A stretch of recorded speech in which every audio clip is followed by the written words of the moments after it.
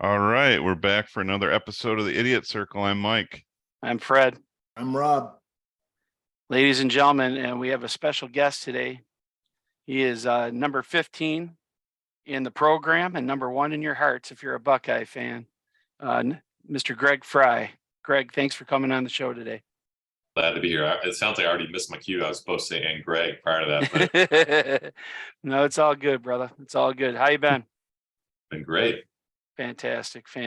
So kind of wanted to give you a chance to kind of give you a little time to just kind of talk about how you how you got it into that school down to the south of us. We can And say it's Ohio yes, State, Fred. yeah. We can say Oh, yeah, Ohio it's- State. Yeah, the Ohio State. Right. Just tell us about the process, how you got in your time there. Just want some of the memories that you have, and throw a couple, talk a little bit about some of the coaches that you had and some of the memories you had. Well, I'll start with a fact that most people don't know is that my very first offer in baseball was from Bud Middow. The Yeah, baseball yeah. coach at Michigan. Correct. Yeah. That was the summer, like in between my junior and senior year. And I wanted to play baseball for them. I mean, I really was attracted. And, my goal in college was to be able to play both. And Bo was like, not going to do it. So he was not willing to offer me a scholarship in football. So there was interest, I can say that. And frankly, I grew up a big Notre Dame fan. I grew up in Cincinnati, went to St. Xavier High School.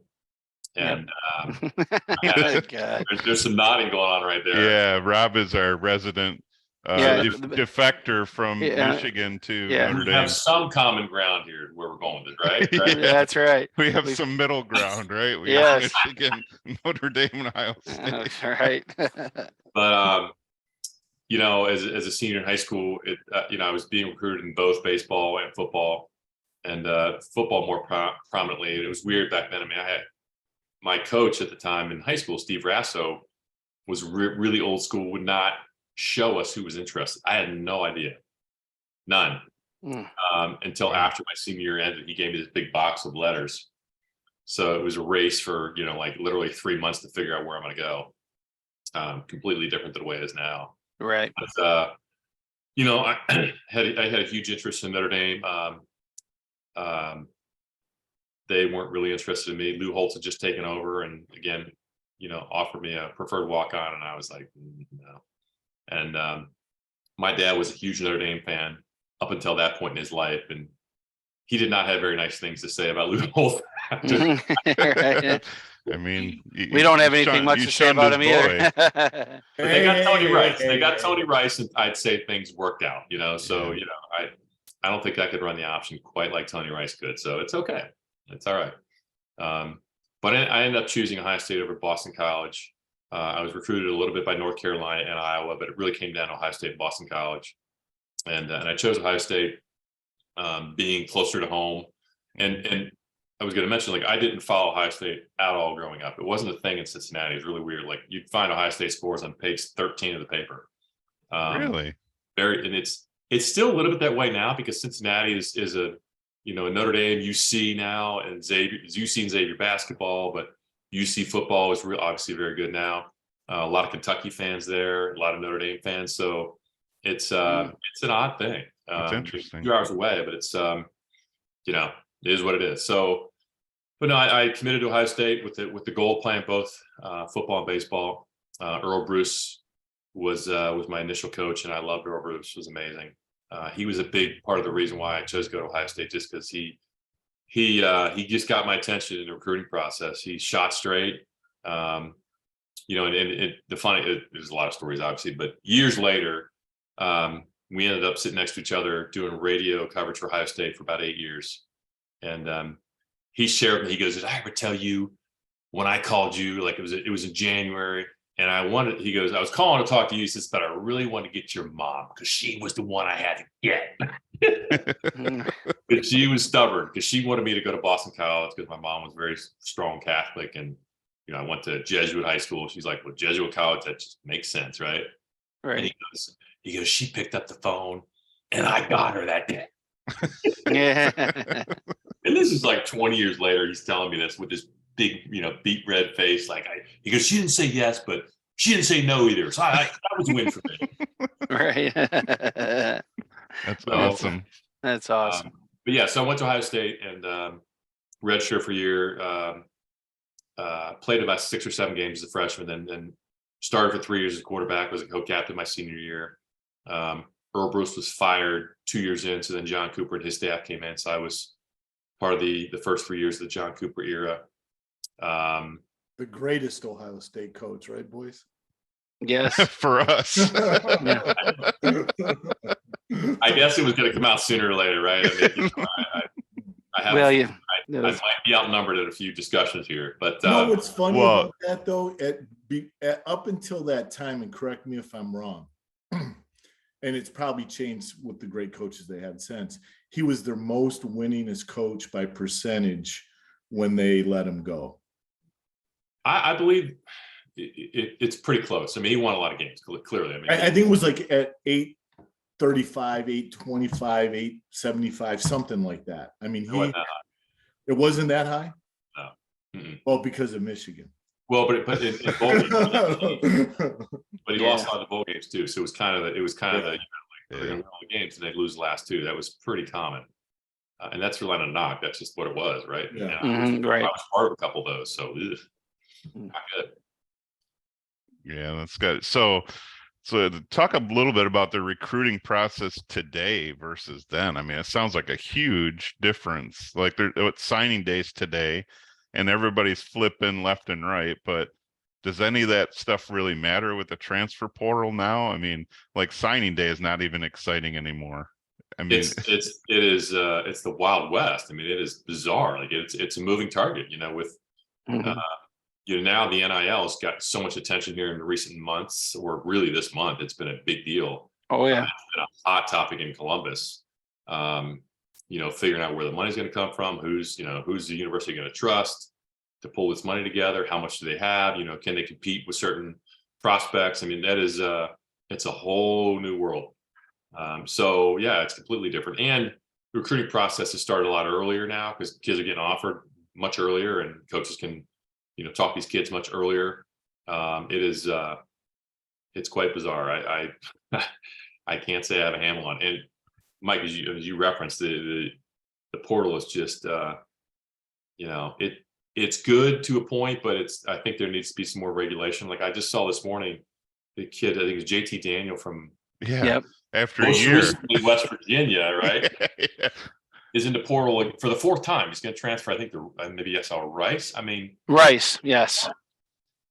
What He's parent transferring allows to your Rice? kid to do that? Like, I mean, I that blows 4 schools. Like, I don't get it.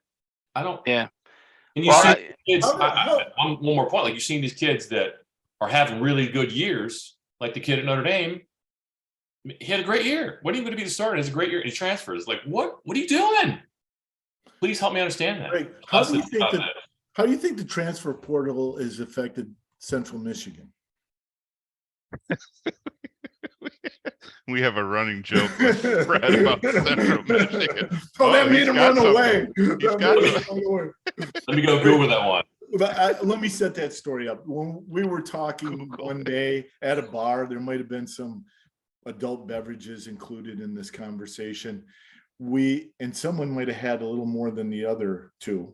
I'm not going to say who that is, but we kept saying how the transfer portal is going to even the playing field in college sports.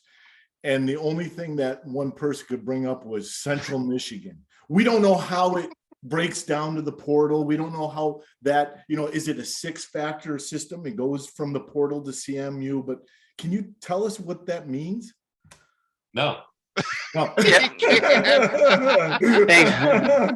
Thanks, Greg. I won't point to it. See, I can point, but nobody knows. Let me point to Rob. There you go, Rob. He's giving him the #1 salute there. So I had a feeling where you're going with that one, but it would be like, oh, this is not gonna.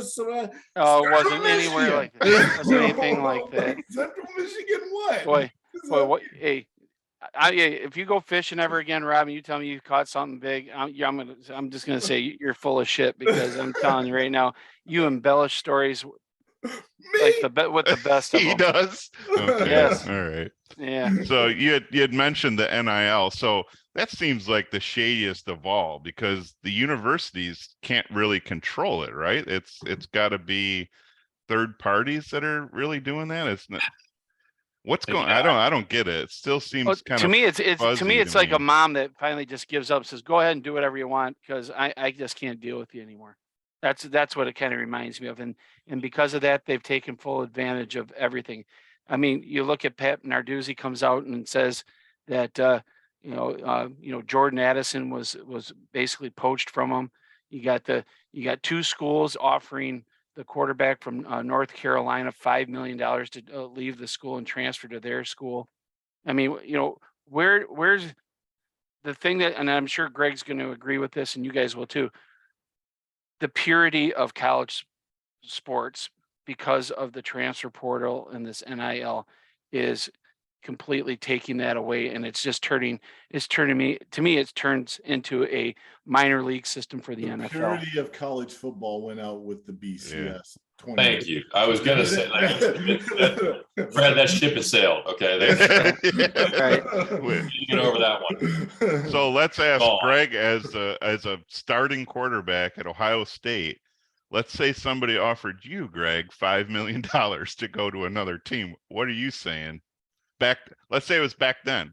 What would you say? Better believe it would have my full attention, right? I mean, I grew up in a very middle class home. I mean, my dad was a bricklayer. I mean,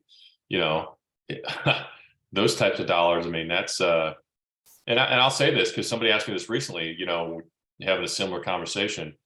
When John Cooper and his staff came in, and Earle Bruce's staff left, I considered transferring. And I called up Boston College because they recruited me, and I had a great relationship with the coaches, and they were willing to take me. And so imagine the scenario today. Maybe they say, "Hey, we'll give you, $500,000." I mean, only $500,000, right? I mean, that'd have been hard to say no to. And a trip to the Vatican. With that hat, I kind of look a little bit like Matt Ryan. Has anybody ever told you that? No. No. You know who I get? No. Oh. Mike Rowe. Yeah, I can see that. Yeah. Put a Ford hat. I can see that a little bit. I went to Kroger. This guy's like, "Hey, I know you're Mike Rowe. Like, I won't tell anybody.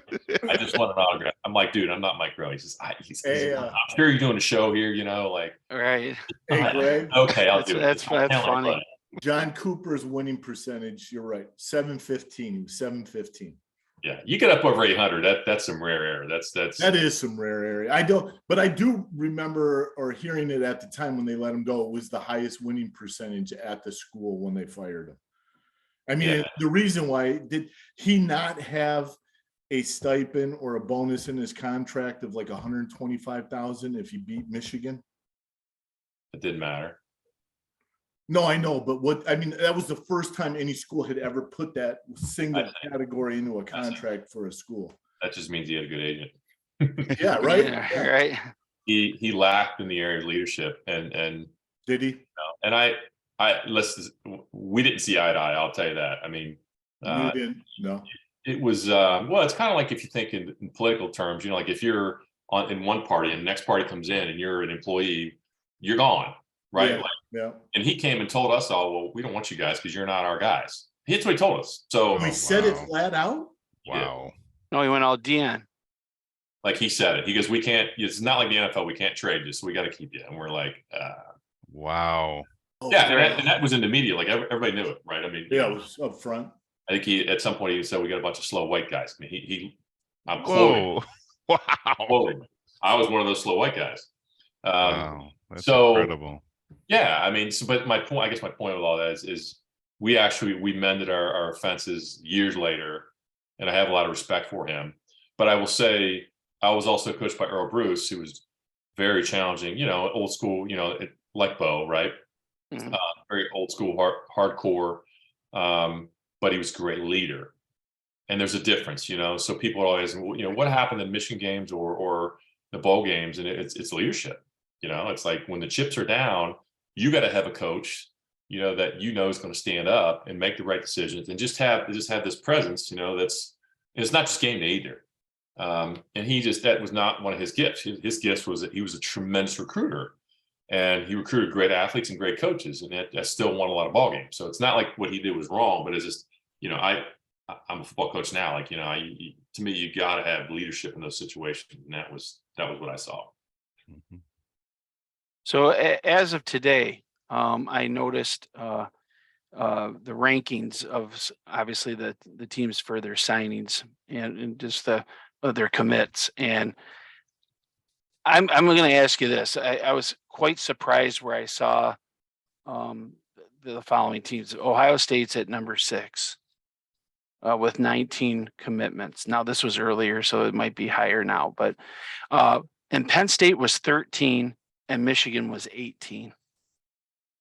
Now, here you have a team who just has not only won back-to-back Big Ten championships, has beat Ohio State 2 times in a row, and then have gone to the playoffs 2 years in a row. Are you surprised that a team like Michigan is ranked at 18 as far as the class coming in, or do you think that they're at the point where they don't care where they're at because they're also getting transfer portal kids to kind of level the playing field out? Well, my answer to that is who's doing these ratings. I mean, I always question who's doing the ratings and what value can you really place on that? Like, sure, 3-star versus 5-star, 3 versus 4. I mean, I would say that if I was saying this in defense of Coach Harbaugh and his staff, it's they're getting the guys they want, and they don't necessarily need to be 5-star guys. Whatever they're doing right now is not broke. They're getting guys and they're putting it on the field. So, I don't get. You're talking to somebody that I do not follow recruiting closely at all. I just don't. Right. I like to see what the guys look like when they get in. Right. I mean, clearly, I mean, there's some guys that are legit 5 stars that they're gonna show. That's fine, but I don't put any. I don't put any value in that at all whatsoever. I don't. Okay, that's fair. Now, quick, give us your overview of the year that Ohio State had this year. Pretty damn good. 1 loss. They're going to the championship series. Yeah, I think if I could boil it down, I mean, well, first of all, there's tremendous expectation because they had so many guys coming back. Bringing in Jim Knowles, getting him early in the year as a defense coordinator was a big plus because the defense a year ago was just atrocious. I gave up I don't know how many points and yards between Michigan and Utah. It was obscene, and in Oregon too last year. So, shoring up the defense was a big deal, and with the exception of Michigan game, I'd say the last 2 games. So against Maryland, he gave some yards too, but. Change the scheme, change the attitude defensively. And I really felt like that was going to be the difference throughout the year. We beat Notre Dame in week 1, of course, people in Columbus like, well, it's not enough points, blah, blah, blah. And it was, it turned out Notre Dame was pretty good. Yeah. We won some games that were closer games. Like we beat Northwestern in a close game, by 2 scores in a torrential, ugly weather day. Which, 2 scores when you got a great defense is pretty, that's a solid win. But at the same time, down the stretch that I didn't see him getting better in November, and that bothered me. Losing Jackson Smith and Jigba was huge. I mean, that kid is such a difference maker. And I felt like, we could beat Michigan without him, but with him, it would have been, it's just to play defense against with him on the field versus not is a significant difference. And I still feel that about playing Georgia, and he's not going to play. So that was, when the dust clears and the season's all over, to me, that was look, if you're going to win a championship at any level, you got to get a couple things to go your way. You got to avoid the injuries. Football is it is a game of injuries and how you respond to that. Right. But that kid he is something special. And, their receiving core is, not shabby whatsoever. No, but after Marvin Harrison, Ibuka's done a fabulous job. But even down the stretch, teams could, he wasn't making the big plays. as many as he was earlier. Sure. And then, you know, again, that's where if you can have, you know, not again, I'm a coordinator, right? Like if I can have one stud on one side and one on the other, pick your poison. You can take away Marvin Harrison, but I got a Jiglet over here. And they didn't have that against Michigan, and they're not going to have that against Georgia. Now, do they have enough guys and get it done? Sure. So to me, it's that, and also just defensively, just they lost their whatever last two games, and it showed, and that hurt. Like that, you know, to give up the yards and the big plays it gave against Michigan was that's a tough pill. You know, it's obviously a tough pill to swallow. So, you know, but guess what? They have a month. They can rewrite the ship. I mean, it's a win over Georgia, and you know, I'm speaking as a fan now. Like, you know, that's all forgotten, like gone, right? It's just a clean slate, real quick. And I've been reminded a lot of 2014 when Ohio State, you know, beat Alabama, and nobody was expecting that. They came as the 4th seed, you know, snuck in, but that was a team that was gaining steam and momentum. Like they were really getting better. Mm-hmm. I didn't see that with this team. So that, you know, people are like, well, that's going to happen. We're going to beat Georgia and we're going to flip it. And I'm speaking very frankly, I'm struggling to see that. I really am. Now, can they go get it done? Sure. Should they have a chip on their shoulder? Absolutely, they should. But you know, so I don't know. That's can they do it in the trenches? Like Georgia and Michigan are similar in the ways that they like to dominate the O and D line, right? Yeah. And you could say Georgia's a little better on one side of the ball on the line, and Michigan could be on the other, but it's similar patterns. And really, when you watch, for me, when I watched that game against Ohio State, take all the skilled positions out of it and what McCarthy was able to do, they were really winning inside the trenches. That's where the battle was. I'd say yes and no. I mean, I think, you know, the more I got away from the emotion of that game, Ohio State did a lot of really good things there. I mean, they put up some yards. They put up a lot of yards. They ran the ball well. Yeah, they did. They were balanced offensively. That was it was a weird game because it was a game of big plays. Mm-hmm. And again, I don't want to go too far down that road, but in reference to Georgia, Georgia's a solid football team. I mean, you're right. They're really good up front, both sides of the ball. They got some studs on their defensive line. Yeah. You know, can Ohio State handle that? Yeah, they're not going to pound them in the trenches, but can Ohio State run the ball against Georgia? I believe they can. The question is going to be, Georgia's going to play man. I mean, everybody knows it. You know, that's what they did against Tennessee, and they shut down Tennessee's offense. So the question is, you know, and to me, it's that second, third receiver. I think Marvin Harrison he might get one, and he might get 100 yards receiving, and they'll give him that. But they're not going to let Marvin Harrison beat them. So who else is going to step up in man coverage and get open? And, you know, and can you run the ball enough? So that's the part that, you know, I really question. I really question. You got a couple of pretty good tight ends at Ohio State, though. That might be a difference in the game because, you know, Georgia's got two great tight ends too. But, you know, facing a team that has two tight ends versus having two on your offense is completely different. I think that would probably be the difference in that game if they can get the tight ends open. I thought that was going to be the difference in the Michigan game, frankly. Yeah. And if you go back and watch the film, there were a couple passes that were dropped. Yeah. Yes. Yeah. That were unlike those guys. I mean, they hadn't done that all year. That's again where you got to have that second, third tier, not tier guy, but, you know, not named Marvin Harrison. Somebody's got to step up and make a play. Right. And that did not happen. So, yeah, Georgia's tight ends are. I mean, the one in particular is an absolute. Bowers. Freak. Yeah, he's just freak. Yes, no question. Yeah. So Greg, let me put a scenario on you. Okay, so let's say Michigan takes care of TCU, and OSU upsets Georgia, and Michigan and Ohio State play for the Natty, and Michigan beats them for the second time. Yeah. What's it like down in Ohio? I mean, I thought about that today. I think, well, first of all, I'm a guy that believes Big Ten. So I'm not the one. There's so many people. I bet you 90% of the people that I know that are Ohio State fans, like, we want Michigan to lose every week. I'm like, no, you don't get it. You don't get it. And I'll go to my deathbed saying that, right? So I would love to see that matchup. And to me, if we get that matchup for the Big Ten, they don't care who wins at that point because we talk about all the SEC bias, you can flush it down the toilet because we have a Big Ten final. Absolutely. But I would think matchup wise, I'd love to have that matchup because it would be on a neutral site. And it would be, now you got both teams that know, it's like, okay, it's really going to come down to how well they're going to be coached and making adjustments. And I think if I would just look at Ohio State, then it'd be a completely different Ohio State team. I believe that would be the case too. Yeah. And again, it's that, are they climbing? In 2014, they were climbing. I mean, when they caught, they beat, if you remember, they beat Wisconsin 59-0.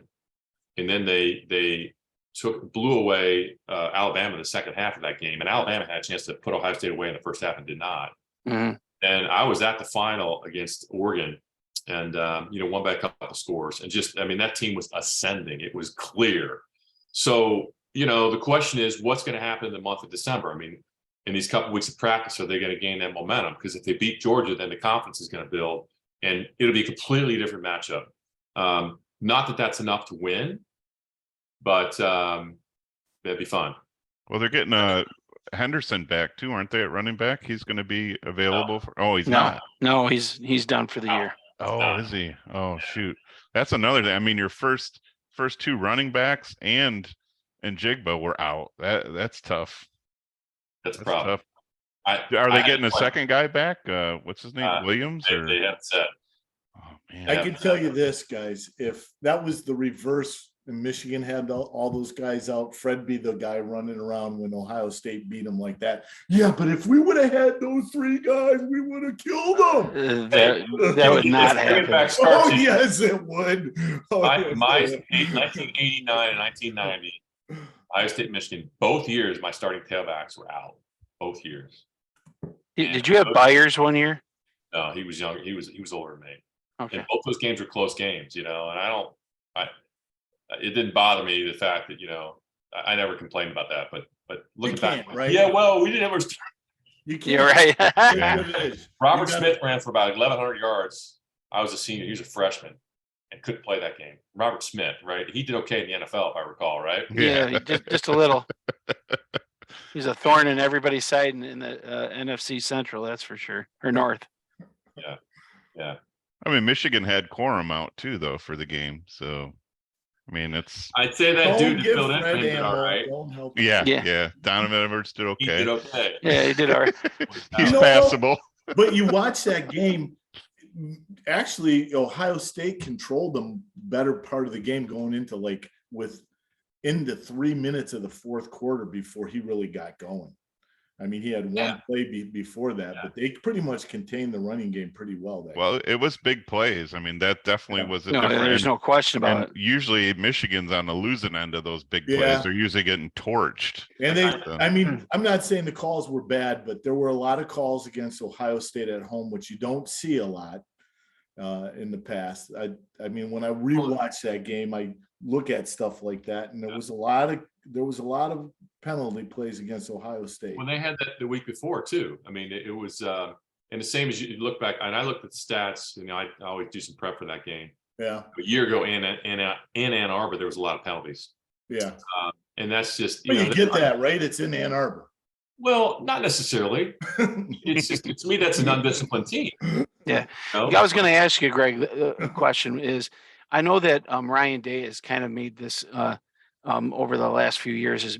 He's tried to make this game and teaching and drilling into the kids' head that this game is personal. This is one of those, we practice to beat them every week, blah blah blah, to prepare.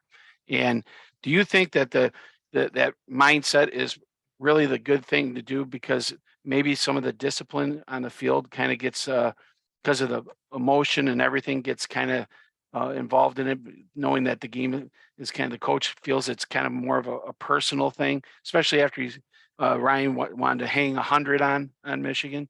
That whole what he's saying, Greg, is if this game would have been played in Ann Arbor, would there have been another fight in the tunnel? Lord. You got to give me a minute to answer this one. There's some layers to this one. Well, first of all, the tunnel thing is, you know what I say to that? I spent 16 years in real estate. Get freaking 2 tunnels. Why do you have one? you want to blame the other team, that's a recipe for disaster. I mean, I played in East Lansing, 1988, whatever. They got one tunnel. Remember Tony Mandrich was on that team, right? Mm-hmm. Oh yeah. I was the last one walking off the field going into halftime, and there was an absolute melee in that tunnel at halftime because it's a walking. You got all these emotions flying, a bunch of testosterone. They're going to get a fight, right? We had coaches in that fight, and guys were ripping off their helmets and slamming each other. And I stood back and watched. I'm like, I ain't going in there. Like, I mean, come on. With Mandrich in there, hell no. No, you got one tunnel. I mean, who freaking designed that? I mean, come on. You can blame the other team all you want. Right. Well, that stadium was built $1 million. I think Jesus was. There's been a few games in that stadium and Yeah, not any issues. I think it was built when Christ was a carpenter. Yeah, Christ was a carpenter that built that stadium, I What think. was the other part of the question? I like. See, now you got me fired up. Like freaking tunnel. Come on, man. Hey, Greg, confirm something for me. I've heard this before. I think I even saw a documentary on it, but it was so long I don't remember. Earle Bruce is credited with setting up like this. They refer to it in the documentary, I think, as a mafia type system where like he was the godfather of the creation of what Ohio State has become with like the coaching carousel.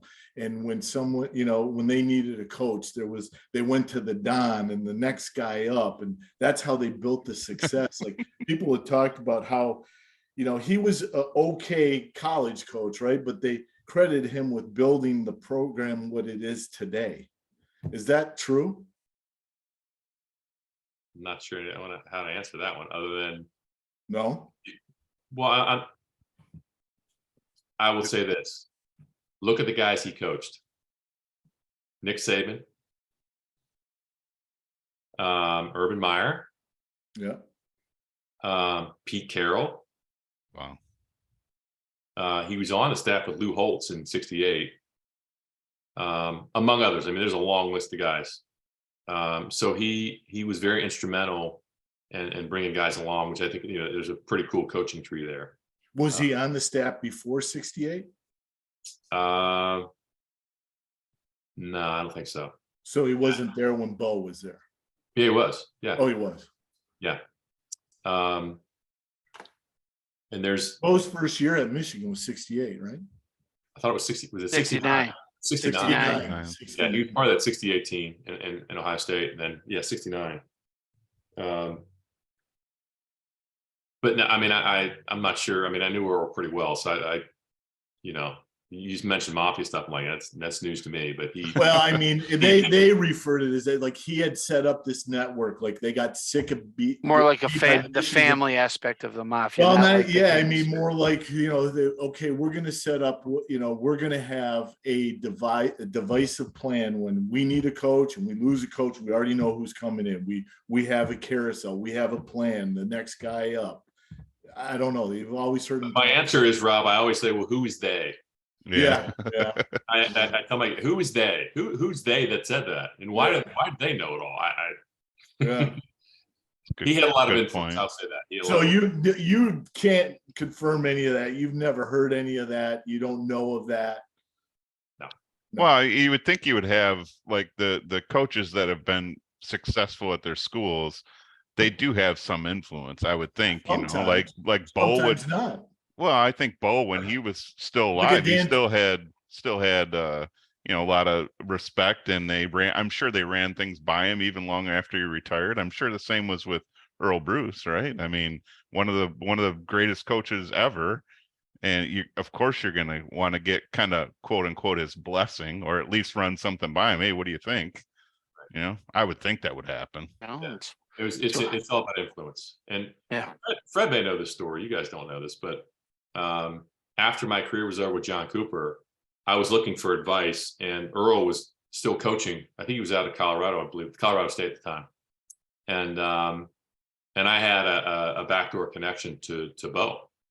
So my dad and I got in the car in early January, and when he was the president of the Detroit Tigers, and we drove up to Detroit on a cold morning and met with Bo in his office, like overlooking Tiger Stadium. It was pretty cool. That's awesome. and spent a couple hours with him. He was, very gracious with his time, obviously, and we had a great talk. And the irony is, and he gave me some really solid advice. And I said, hey, by the way, I said, I'm playing baseball this spring, at Ohio State. He goes, well, I can't really. He goes, you're a prospect. I can't really talk about that. I said, I know, but I can. He looked at me like this, and I'm like, well, the draft's coming up in June, so I'm just telling you, when that time rolls around, if I have a good year, if I'm deserving, then maybe you just might think of me. He just looked at me, and in the 1991 June baseball draft, I was chosen by the Detroit Tigers in the 62nd round. Wow. Sometimes you got to ask, right? and you ended up signing, right? I did. And that's how you and Timmy met. Yeah. I didn't go till the next spring, but that's how Tim and I met, which is so cool. Yep. So give us Tim McConnell. Yeah, right? Give us your analysis of Tim McConnell as a baseball player when you played with him. I'd say all my memories are off the field. How about that? Okay, that's good. Well, hey, Greg never listens to the show, so don't worry. Yeah, right. Yeah, he never listened. Yeah. Hey, Greg, nobody listens to the show. Hey, Greg, can you confirm? Tim claims that he's 6 foot tall. If you straighten out his knees, I'm sure. Right. That's the best one. And stood on a box. That's the best one yet. Oh my God. Out his knees and his back. There's a funny. It's more like they claim Tim is 6 foot tall. Who are they? Yeah. Who are they? To me, he's 6 feet tall. Well, the funny thing, Greg, is he and I both went to a like a little tryout combine type thing out at Eastern Michigan, and I told him, I said, hey, I think you should try out as a catcher. And he's like, what? Why would I do that? I'm like, Tim, I said, you look at the infielders in today's league, everybody's 6'1" to 6'3", 6'4" in the infield. I'm like, dude, he goes, you're perfectly set up for a catcher. You got the arm, you can hit. It's going to give you a better chance to get drafted or to get signed. He's like, well, I want to play in the infield. I said, there's not a big call out for a 5'9", 5'10" third baseman. He's like, well, last I checked, catcher is on the infield. Am I missing something? Well, it's behind the plate. He's part of the battery. Still. So I go, he goes, what do you mean? He goes, I'm 6 foot. And I'm like, what? if you're 6 foot tall, I'm 6'6". And he's like, shut the fuck up. It's been a running joke for years. I've always envisioned that conversation because Fred has told it many times on the show. It's like the scene in Rudy when the 5 foot nothing. Yeah, you're 5 foot nothing, 100 and nothing, and you hung out there with the game and the damn country. Yeah. And if you don't do what I tell you, you're gonna live in a van down by the river. If you haven't proved to yourself, Good. Oh God. That's exactly how it went, Rob. Now, did you play with him in Trenton or Erie? That's the way Tim heard it. What? Me? Yeah.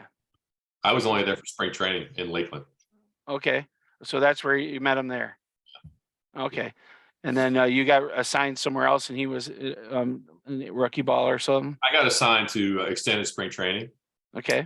And then I didn't last too long, so I got out of it. And then he went on with his team, but we've stayed in touch ever since. So it's been pretty cool. Hey, Greg, let's talk some real football. Did the Detroit Lions make the playoffs this year? You gotta love that story. I mean, I'm telling you what, Dan Campbell, that guy is just. I mean, it's impressive. I mean, I'm watching their highlights. I'm not watching the games, but I'm watching their highlights because it's like, yeah, it's cool. I mean, they got that team's got some major charisma or whatever it is, confidence going on. I mean, his personality bleeds through that team. That's great to see. I love it. Love it. If you're an NFL coach, would you be afraid to play that team? Because you just said teams rising. They're really rising. They are. Yeah. They're first round of playoffs. Wouldn't want to play them because you're going to get tested. Well, And listen, it's not like they're bad. I mean, they're a good Right. football team. No, they're good. But Yeah. just, the fact that his play calling, what was it last week, 4th and 1, and they go for it. And not only they get the first down and score, right? yeah, that was And then epic. 2 weeks ago, they threw To Penn Sewell. Penn Sewell on the third. Was it? No, it was 4th down, or was it 3rd down? It was 3rd and 1. Third. Yeah. I love that clip. And they when he admitted like he didn't know it was getting called, right? Yeah, he didn't know it was Classic. He was watching the wave. Well, yeah, do it. Right? And then he goes like this on the headset. Yeah, What nice. the fuck are we doing? Hey, coach, you okay with it? Yeah, I'm okay. That's what Yeah. No. Yes. Yeah, right. That's why you love him, though. I mean, like I was talking to Fred a couple of weeks ago when they started playing really well, and I said, even if he's learned his way and taken some lumps as a coach, there's no doubt it's his first time, right? But don't you trade all that in for what he's been able to bring to this team? I mean, he said we'd be. What did he say? We'd be gritty. No, what did he say? We'd be gritty. Yeah. They're gritty, man. There's no doubt about that. They're damn gritty. Well, what you like about him is he does take the lumps. He takes all of it for the team. He blames himself for everything. I mean, you listen to the guy talk. I want to run through a wall for him. I don't even play for the team. He's just like, he's very inspiring. He's just like Patricia. Oh yeah, exactly. Yeah, right. Like Patricia. Jeez. I mean, Mr. French. Mr. French. I mean, he's inspiring. You listen to him talk. He just seems like a great guy that's passionate about football and passionate about life in general. It's just, it's incredible to listen to him. You think Patricia's walking around, in New England? He's winning with the team that I built there. Yeah, I'm sure he is. And guess what? He's walking through Southie right now. And there's like 50 guys chasing him with switchblades, wanting to cut him up and bury him somewhere where they'll never find him too. It is. Greg, it's a bad thing. You miss actually suiting up and playing the game of football. How much do you miss it? I don't miss that. I don't You don't at all? You don't miss it? The competition, the brother in the locker room, you don't miss any of that stuff? Yeah, I missed it. I missed the brotherhood, absolutely. But I'm fortunate that I still have been around football ever since. In the broadcast booth, I cover high school football in Ohio, on radio and TV. So I'm around it all the time, and I'm back into high school coaching. So I'm coaching my son's team at Bexley High School in Columbus, and Nice. so that's the way. I'd much rather be around. Does that help with your competitive edge? Absolutely. We know all our athletes are real competitive, and that's how you get that competitive Yeah, edge. and it's being around the guys. I mean, it's just this year was the first year I had coached in 15 years, and I Wow. you realize how much you miss that every day, that grind and going through that. So I truly feel blessed that I can do that still, and be a part of it. It's pretty cool because once football's not a game you can play the rest of your life. It just doesn't work that way. I mean, Right. I can still throw the Have ball. you ever heard of a Somebody guy hit named me, Tom Brady? Have you ever heard of a guy named Tom Brady? Yeah, I think so. Yeah. He's defying all odds, although this year's been a little rough. This year's Yeah. Yeah. So do you have some kids from your high school that have gone to Ohio State, or that you're coaching at now? No. No, years ago, yes. So ours it's not a football factory at all. We're a Division III team, and it's a very good academic school. Most of the sports are pretty good there. Football's just not been that. I'll say that prominent there. There's been a few years, but we've got some bright spots coming up. We have some numbers coming, and in football, high school football especially, you got to have numbers. Right. So the next few years, our numbers will be better. So we'll see. So hey, Greg, something happened in Minnesota this past weekend where they were down 33-0 and came back and won. Boy, it's kind of ironic that it happened in Minnesota. Do you know anything that happened in Minnesota back in your day? You probably read my post, right? Like I already had this already planned even before you put the post down. When I saw that, plans everything. We don't. Mike and I just go into We plan nothing. Yeah, we plan nothing. Well, I'm pretty proud of that one because at one point I did the research. I mean, there's only a handful of teams that have ever come back from 30 plus down in college and in the pros. So that you come back 30 down, that takes a lot. Mhm. So, because I was watching the first part of the game, I was texting my son. He's in the other room here, and I was like, "Are you seeing this game? Like, what the heck? Like, the Colts are smoking them." And I turned it off. I left. I'm like, whatever, And then, and I actually went and trained a quarterback. I was still in football, right? I came back and I didn't turn it on, but I went and checked the score on my computer, and it showed overtime, and I was just like, "What?" And then I flipped it on, and I saw the end, and that's when it hit me like, oh wow, it's in Minnesota, right? So pretty cool. And the irony was, and I wrote my story on Facebook, which was I was watching, I think it was 1992 or 3, when the Bills beat Bills the and the Oilers Oilers, yeah. in the playoff, came Yeah. back 32 or 33 down. Yeah. Frank Reich was the quarterback, which I Right. thought was the ultimate irony, right? Like Right. this year, like somewhere he's watching that game just smiling, like, yep. Mm-hmm. Yep. That was in Buffalo too, wasn't it? That game? It was in Buffalo, yeah. Yeah, it Yeah. was in Buffalo. Yep. Warren Moon was the Was quarterback. a quarterback, Reich, and then and he had he had Reed from Kutztown and Andre Reed, and he had Thurman Thomas and all those guys. Yes. That's just, just to come back from that, I could not believe that. But why don't you tell us a little bit about your story against Minnesota, and what happened in that game? Well, the end result, everybody knows the final result, right? So, years later, I really kind of, you see it's on the Big Ten Network a lot, or ESPN Classic, and people will text me, so it comes up all the time, which is pretty neat. And it's it's really cool to have that memory that most Ohio State fans, that's what they remember about me. That's kind of been my legacy, which is I'll take that all day long. And people they'll tell me what they were doing that day, and I tell them, awesome. I'm like, if I was watching it, I'd have turned it off. I said, but I was there, so I had to stay. Right. Kind of important piece of the puzzle.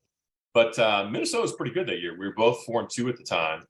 And, we took their best shot in the first half, and they were ready to play. Like, they hadn't beaten us in a long time. And, typical, we probably turned it over, I'm going to say 5 times in the first half. Like I had a tipped pass that got, intercepted. Somebody strip sacked me, and they picked it up. We muffed a punt. They picked it up. And every time they got a turnover, they scored a touchdown. Like, it was just like bang, bang, bang, bang, bang. And, it's 17-0. And then they get one more, it's 24. And like 24 is kind of when you're like, ooh, like that's not good. And then and I don't recall all the downhill slide. I recall the uphill, I'll tell you that. But then you get to 31, and that's when I remember kneeling on the sideline, and I had one of those moments. And I had been taught, you just don't quit. Like, you just don't lay down. It's not but when you're in that situation, you go in that fight or flight or freeze mode. Like, it's just natural human nature. And, the thoughts are going through your head are, well, let's just go through the motions, get on the bus and get the heck out of here, because it is not our day. And that's the stuff that any human being, if people don't admit that to you, that's what they're thinking, they're lying.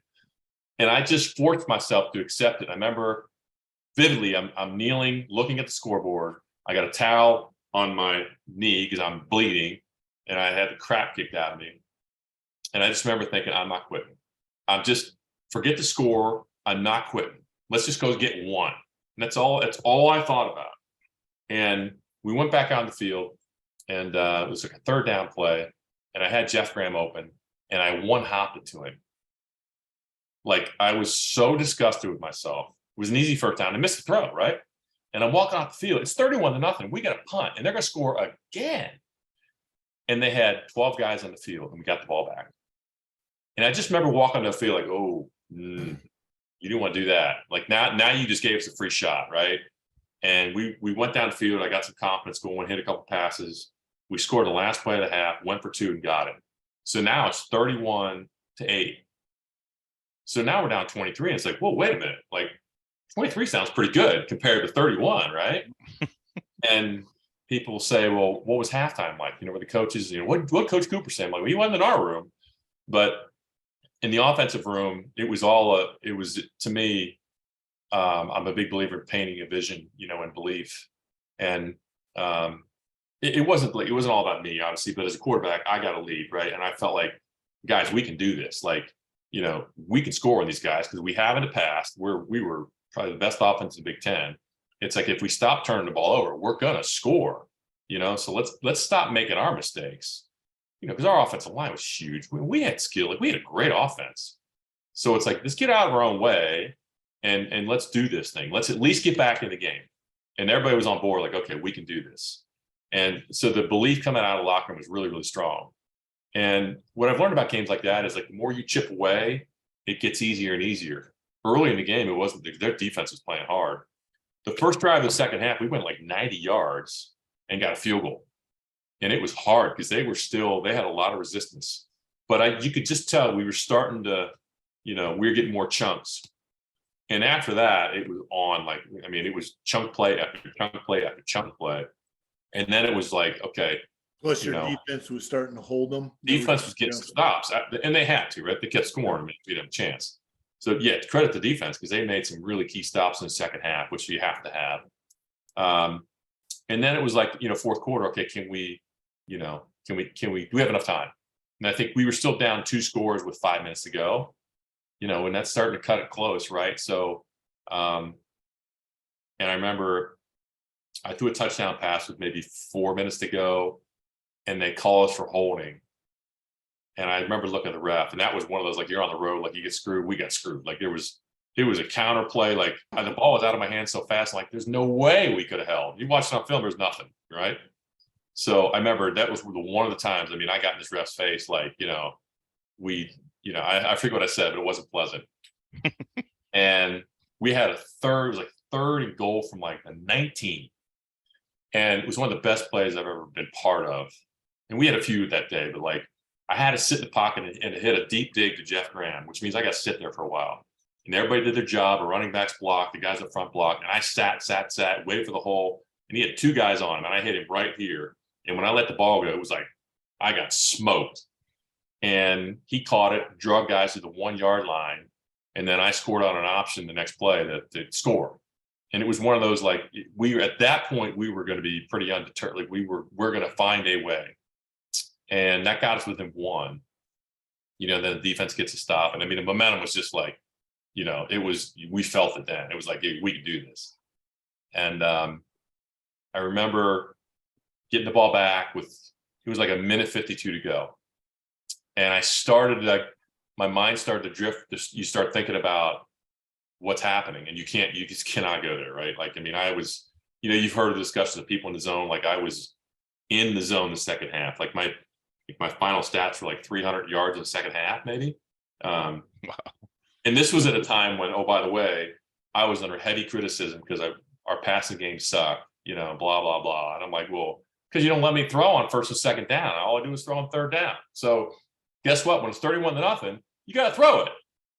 So here you go. I threw for 300 yards in the second half. You guys can all kiss my ass, right? Right. Attaboy. So Love it.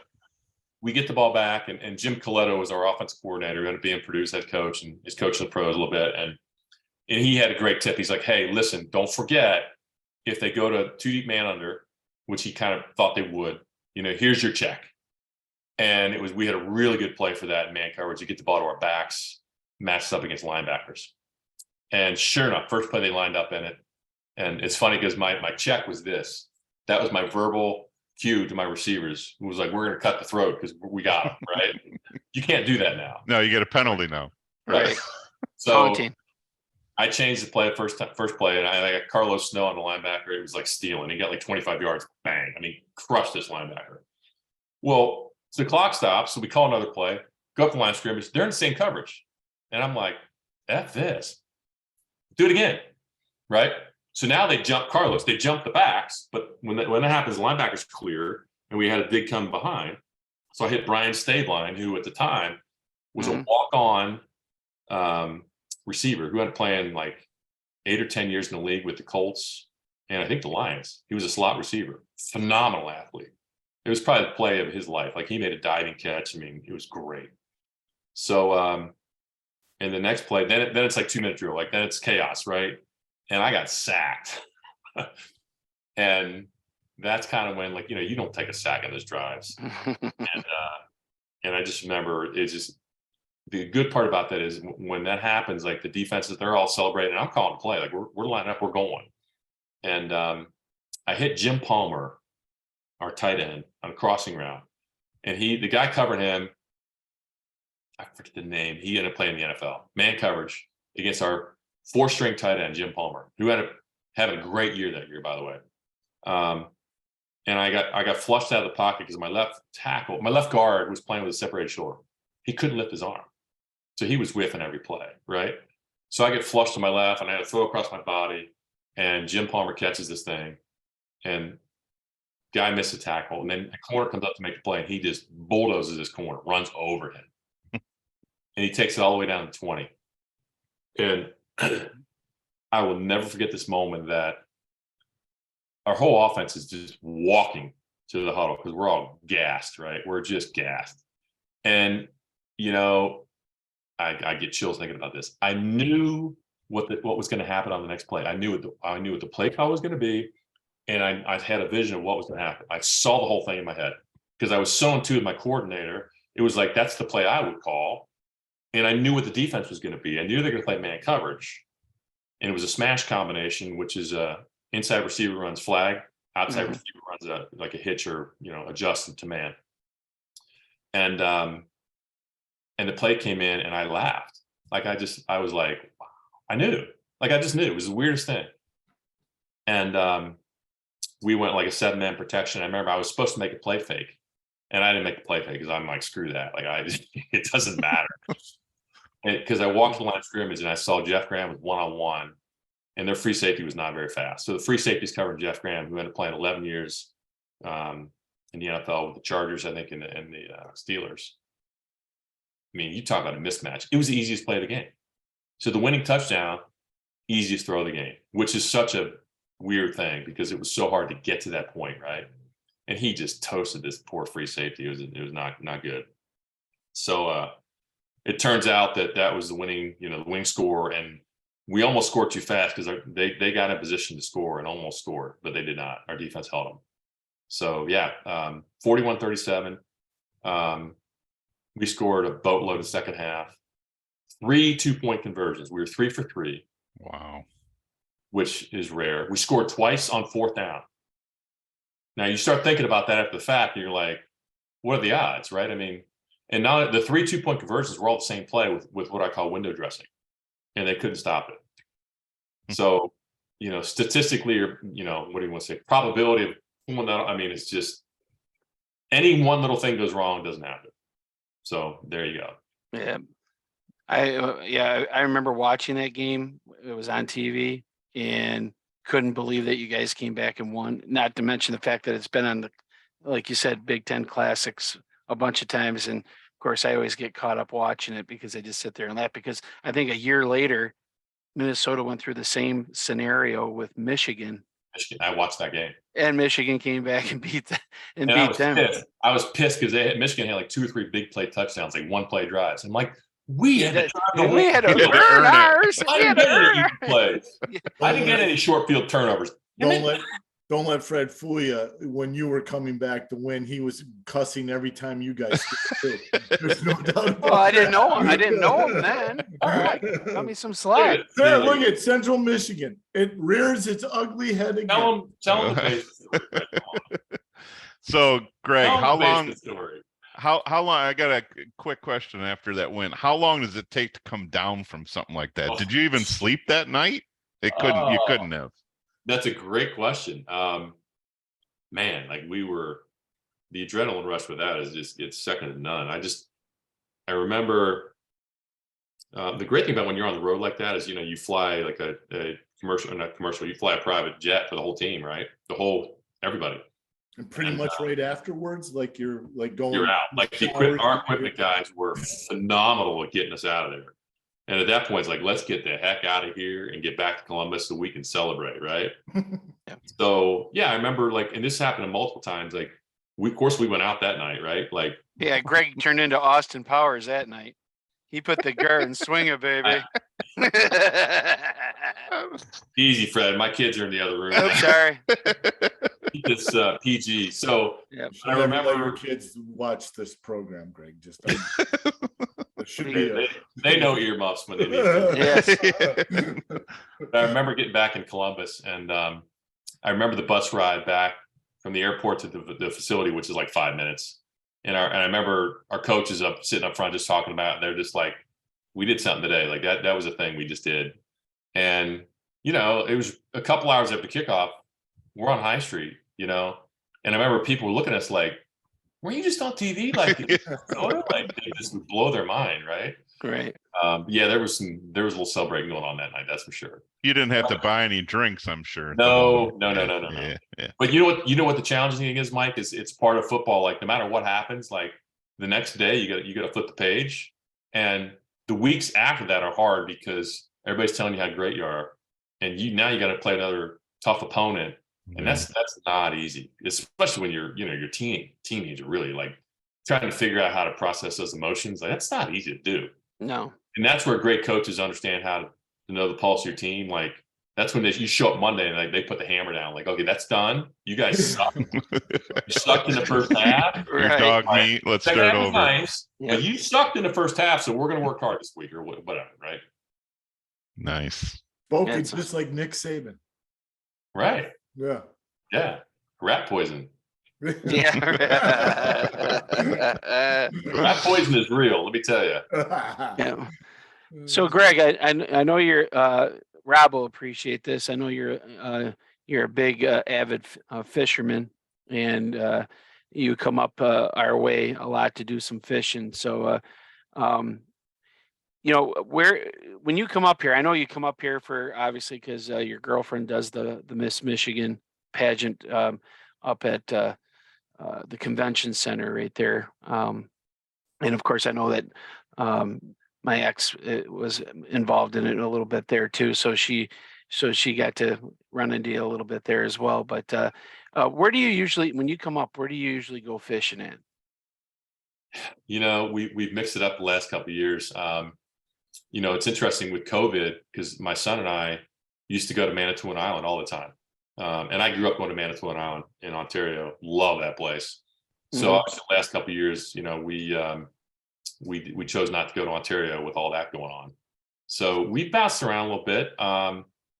You know, I gotta think what my favorite place. Lake Walloon up Northwest Michigan. We did Walloon a couple of years ago. We love that. It's got a lot of history to it. We did the Upper Peninsula. Drummond Island. Oh yeah. Beautiful.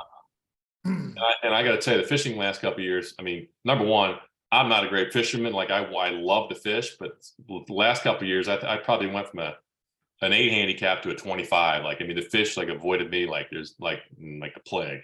Well, that's why it's called fishing and not catching. I mean, last summer we went to there's the 2 lakes up north, Burt and I'm drawing a blank totally, like way up high, you know, not quite to the Upper Peninsula, and we got skunked. I mean, we loved being on the water, but it wasn't. Were you over like by Petoskey or Traverse City area up that way? Yeah, and we bounced around a little bit there. I mean, like again, I'm not a well-versed fisherman. When you go to a new lake, like it takes you a while to figure out where to go. That part, I don't travel well when I fish. Now you put me on my home lake up in on Manitoulin Island, and it's on. Like I know where to go, and you know I can catch a smallmouth there all day long. Matter of fact, I went last year in May. A friend of mine took me to. God, you guys getting me like I've been with my kids all day. The lake just east of Detroit. Help me out here. Great Bass Lake and not walleye, but muskie. Lake St. Clair. Yeah, St. Clair, right? So I went to Lake St. Clair with, like I've done guys golf trips. I've never done a guy's fishing trip like that. And the guys I went with are all like really good fishermen. Like 2 of them are, you know, like they fish pro events. That they're that good. And we were fishing for smallmouth. I'm like, well, I can do that. I can catch smallmouth. 4 days, and I think I caught 2. And these guys are just banging them left and right, banging them left. And I'm like, And they're even telling me what to do. I couldn't do it. So it was, and it was cold. I will say that it was quite cold last May. And I do remember at one point we ventured out and kind of, let's just say we crossed the line a little bit and ventured into some other territory. Some other waters. One of which has it's part of an Indian reservation. Oh boy. So And, right over by Wampu somewhere. Oh, yeah. Wapu Island. Yes. Yeah. And we got flagged. We got chased down. So that was, let's just say, an interesting conversation we had. And we made it out. We got back. But yeah, that was pretty interesting. So there you go. That's always cool. But a bad day fishing is better than a good day at work, right? I love being on the water. I mean, I will say that just there's something about Michigan and Ontario, just the waters up there. They're just, like Port Huron just pulls me in, like that water and the St. Clair River and Lake Huron is just, it's second to none. And again, I grew up going through there, going up to Manitowoc Island. We fished on Lake Kagawong, and the waters there are, I try to tell people, like, we sight fish, which most people down here don't know what that means, and, like, I'm like, well, you can see them. And if the water's clear, you can tell what color eyes they got. Like, that's how clear the water is. So I'm a little spoiled like that. And it's a pretty special experience. So that blue water just does something to me. It attracts me for sure. Yeah. And we're three guys that have never, kind of like, we're not one of those guys that kind of like take advantage or just kind of like blow it off. Like, oh yeah, it's just that we know how special it is. And to me, Mike and Rob and myself, we all grew up in Moraine City on the water. And in my opinion, I don't think our side of the state has a better view and a better boating area than what we have. So to us, it's very, very special. And we just don't take advantage. We take advantage of the times that we can go out there and have some fun. We just don't take it for granted. So I understand where you're coming from, especially when you're talking about your place up in Ontario there. We don't sell it as good as you, though. That's right. Yeah. I mean, that should be a commercial for this area, man. Well, it's, of course, not down here. It's like, You can replace Tim Allen. Yeah. Yeah. Please. Let us hear you say pure Michigan. Not his kids are listening, Rob. Remember where I live, right? Like, people don't like to say the word, and I'm like, you don't get it. Like, I love that state. I love it. Like, it is. Greg, you made a comment about how you're pro Big Ten. I live down in Florida now, and I've lived in Florida about 20 years. I've lived other places. I hear SEC all the time, right? Everything down here is SEC. However, they are so pro SEC, they don't have two teams that hate each other as much as Michigan, Ohio State. And you'll hear the SEC say, for how great we are and how many national championships, we don't have the Iron Bowl, Florida, Georgia. It's not as big as Michigan State. I think Michigan, Ohio State. Yeah, Michigan, Ohio State. I think that hatred also promotes that as the game. It's the Yankees versus the Red Sox, or it's Bears, Packers. It's Michigan, Ohio State. That travels well, right? I mean, it's earned that reputation. And what's cool is, and so I agree with that. And I think what's going to be neat in the next few years, what I want to see is when we get in this playoff and the playoff expands, I want to see one of those SEC schools come up here in November, December. Let's see you boys. You come up here, right? Let's come up here. We've been saying like that. we saw in Buffalo the other night. Let's see how you play.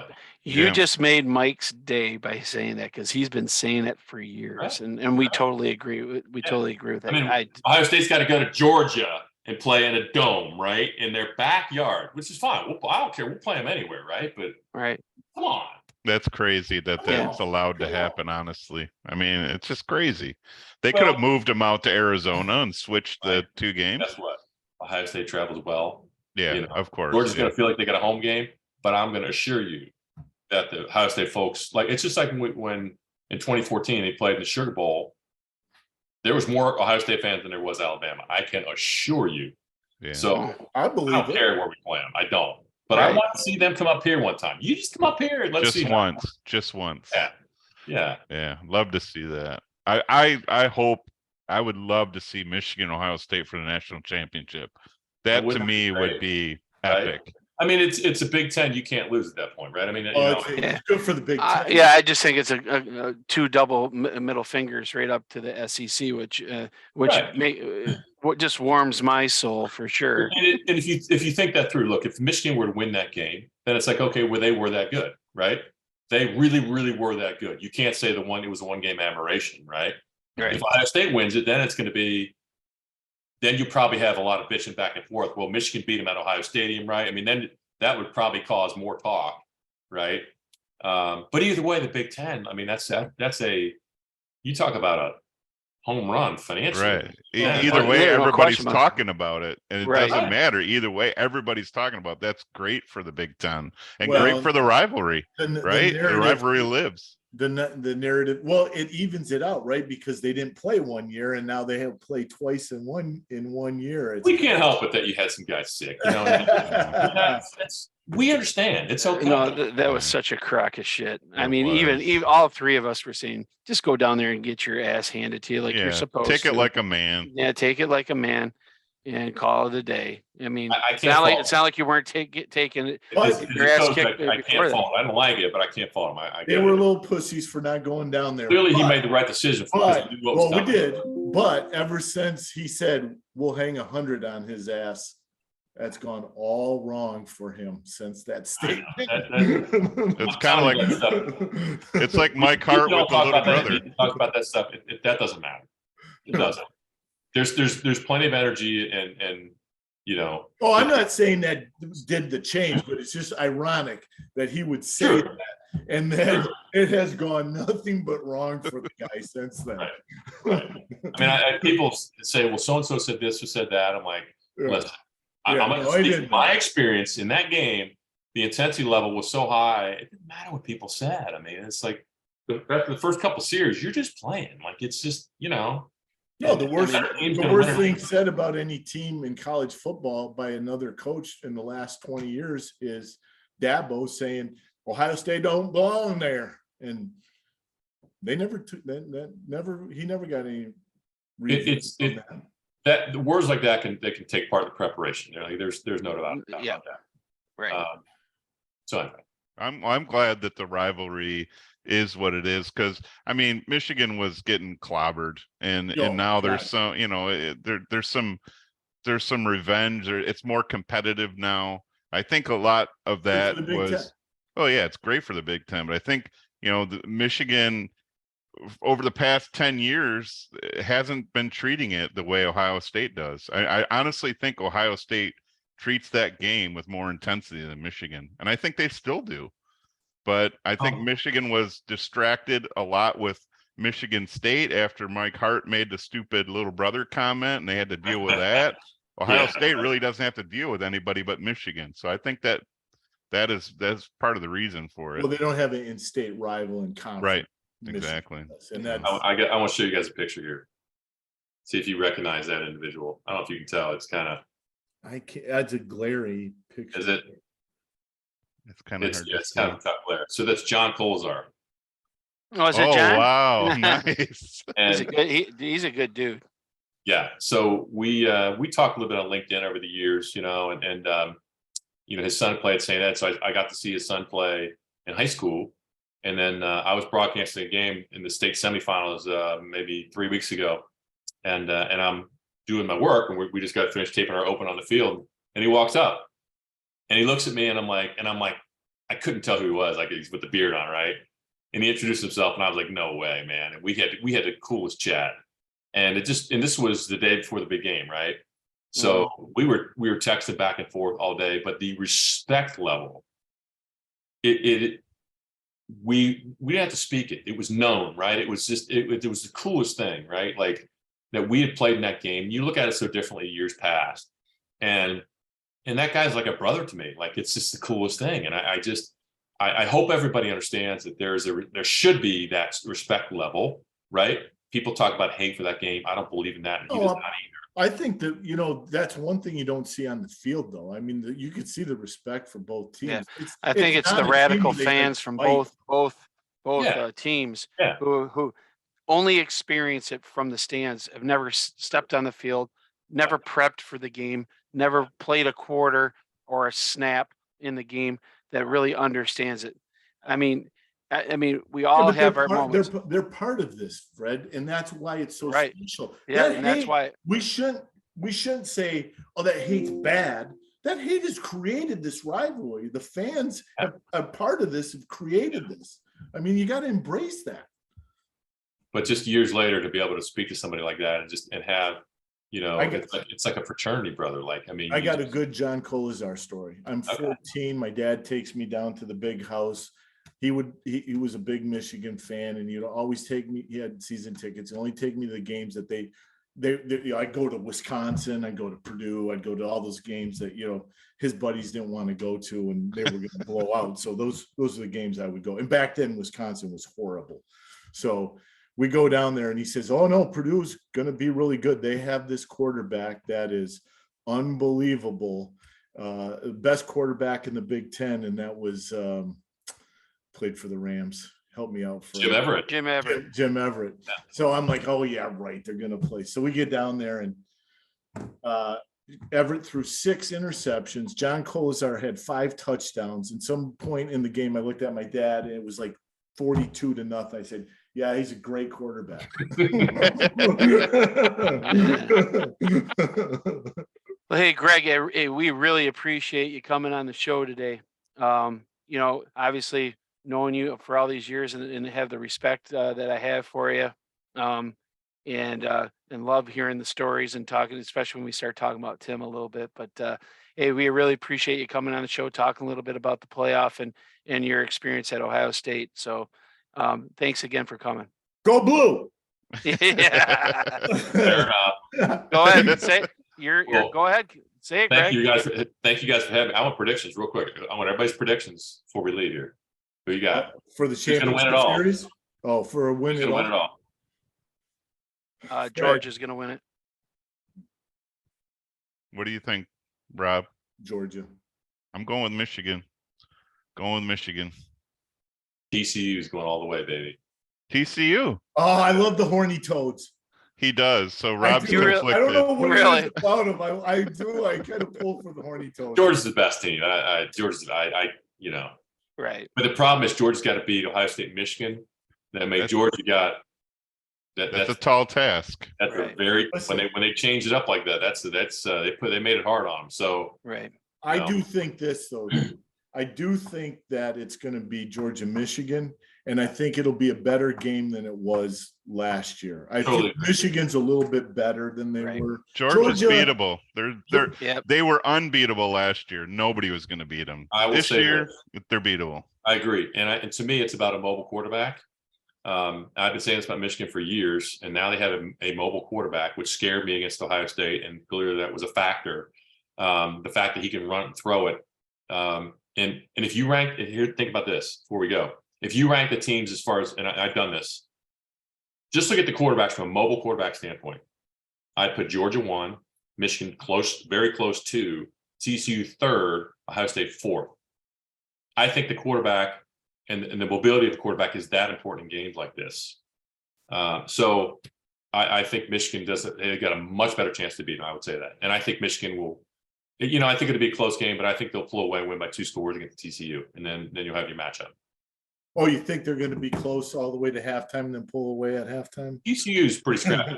Yeah, I'm just saying that 'cause they're not that's going how to they- take them. They're definitely not going to take them No. lightly. No, Yeah. that'll be a close game. I think, you know, going to Yeah. second, Michigan will pull away. But they're a better football team. They'll beat them. Well, hey, that was a great little way to finish up the show there. Good segue there, Greg. Hey, Greg, hey, thanks again. Welcome. Just to let you Thanks, know, Greg. the show will be on YouTube, and we'll share it to your so you can share it with your friends for them to see as well. My legions of fans. Don't share it. People watch this, they'll question, why in the hell did you do that?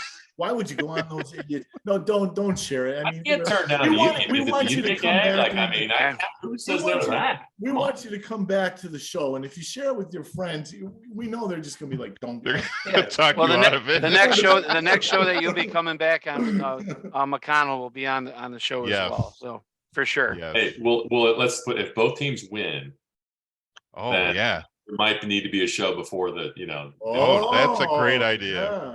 That's a Great good idea. call. just saying. Good. Nicely That's a good done. call. I say if both teams win, we should all go to SoFi. Yeah. That's not a bad idea either, Rob. I mean, whatever. Yeah. Get the credit card out. All right, I'm gonna have Once to in a lifetime. start a GoFundMe. Yeah, just to get just to get the flight. Right? So, hey guys, again, it's on YouTube, also on Facebook. Upcoming shows, we have Scott Evans, the baseball coach from Richmond. We have Ian Smith, musician, local musician. We have Tim Carlson, former teacher at Marine City. Todd May, the owner of the Sweet Tooth. Scott Walendowski, MHSAA football, basketball, and baseball official. And Jay McCullough, another teacher at Marine City, to come on and talk about some of his experiences at the high Yeah, school. we just So, packed these celebrity star guests in. yep. But But hey, the cool thing is we got 15 on the show. So hey, Greg, thanks again for coming on. Hey, appreciate it. Go Bucks, go Blue. We'll see you. We'll see you in the national Big Ten. championship. Let's agree. Let's Go agree Big on that. Ten. Let's go Big Ten. Right? There we go Big Ten.